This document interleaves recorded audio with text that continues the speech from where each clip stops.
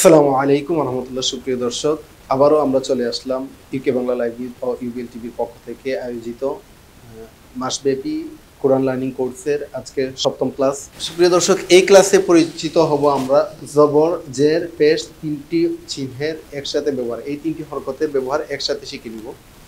দেখেন, এখানে আছে কফ, কফের উপর যখন পেশ দিলাম আমরা কু, কফ পেশ কু। তা আছে, তার নিচে যদি জের দিই তি, লামের উপর যদি জবর দিই লা, পু তি লা, পুতিলা, পু তি লা, পুতিলা। এটা হচ্ছে সিন, সিনের উপর যদি আমরা পেশ দেই সু, মিমের নিচে যদি জের দিই মি, আইনের উপর যদি জবর দিই আ, সু মি আ, সুমি আ, পুতিলা সুমি আ। এখানে আছে হ্যাঁ, হার উপর যদি আমরা জবর দেই আবার হবে হা, সিনের উপর যদি আমরা পেশ দেই সু, তাহলে হা সু, নুন, নুনের উপর জবর দিলাম না, হাসুনা, কুতিলা সুমিআ হাসুনা। এখানে আছে প্রথমটা হচ্ছে ফা, ফার উপর জবর দিলাম ফা, তার নিচে যদি আমরা তার উপরে যদি আমরা পেশ দেই তু, হার উপরে যদি আমরা জবর দেই ফাতুহা, ফাতুহা, ফাতুহা। এটা হচ্ছে কাফ, তাহলে কাফের উপর যদি আমরা পেশ দেই, কাফের উপর যদি আমরা একটা পেশ দেই কু, তার নিচে যদি একটা জের দেই তি, বার নিচে বার উপরে যদি একটা জবর দেই বা, কু তি বা, কুতি বা। এখানে আছে হা, হার উপর আমরা আবার জবর দিলাম হা হবে, শিনের উপর পেশ দিলাম হা সু, রার উপর জবর দিলাম র, হাসু র, হাসু র। এখানে আছে আলিফ, আলিফের উপর যখন আমরা পেশ দিলাম, আগে আমরা জেনেছিলাম যে পেশটা হচ্ছে বাংলা রস্য উকারের উচ্চারণ দেয়, পেশটা বাংলা রস্য উকারের উচ্চারণ দেয়। তাহলে হ্যাঁ সু র, উ, জালের নিচে জের দিলাম জি, নুনের উপর জবর দিলাম না, উ জি না।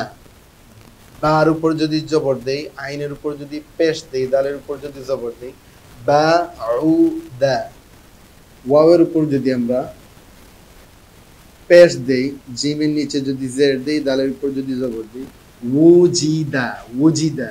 নুনের উপর যদি আমরা পেশ দেই নুন পেশ নু, সিনের নিচে জের দিলে শি, রর উপর জবর দিলে র, নুসি র। ফার উপর জবর দিলাম ফা। এই যে চিহ্নটা আছে, এই চিহ্নটা হচ্ছে হা, এটা হচ্ছে হা। হাটা মূলত ছিল এইরকম, যখন যুক্ত হয়ে যায় হাটা হয়ে যায় এইরকম, যখন যুক্ত হয় হাটা এরকম হয়। তাহলে ফা যদি আমরা হার উপর যদি পেশ দিই ফা হু, ওয়াওয়ের উপর জবর দিলাম ওয়া, ফা হুয়া, ফা হুয়া। এখানে আছে হা, এরপরে আমরা যদি দিই হায়ের উপর জবর, সিন আছে, সিনের উপর দিলাম পেশ, বার উপর দিলাম জবর হাসু বা। তাহলে জবরের ব্যবহার আমরা পেলাম, জবরটা হচ্ছে বাংলা আকারের মতো, যে হরফের সাথে জবরটা হবে ওই হরফটা বাংলা আকারের সাথে যুক্ত হয়ে আকারের উচ্চারণ দিবে। যেটা হবে রস্বইকারের মতো, যে হরফের সাথে রস্বইকারটা সংযুক্ত হবে ওই হরফটা রস্বইকারের মতো উচ্চারণ দিবে।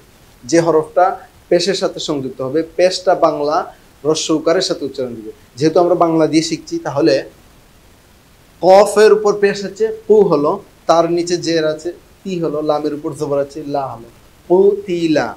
এখানে যে উদাহরণগুলো দেওয়া হচ্ছে এর বাহিরে আরো কিছু উদাহরণ আপনারা নিজে নিজে প্র্যাকটিস করতে পারেন। এই আমাদের বোর্ডে যে উদাহরণগুলো উল্লেখিত আছে, এই উদাহরণগুলো যদি আবার একটু পরে পরে আপনারা প্র্যাকটিস করতে পারেন, আশা করা যায় আমাদের যে শব্দ পড়ার মতো যোগ্যতাটা এখন হয়ে যাবে ইনশাআল্লাহ। সুপ্রিয় দর্শক, যারা পিছনের ক্লাসগুলো মিস করেছেন, আমাদের চ্যানেল থেকে, আমাদের পেজ থেকে পিছনের ক্লাসগুলো যদি আপনারা রিচেক করেন, তাহলে ইনশাআল্লাহ এইটার ফিডব্যাকটাও আপনারা পেয়ে যাবেন। দেখা হবে পরবর্তী ক্লাসে। আসসালামু আলাইকুম ওয়া রাহমাতুল্লাহ।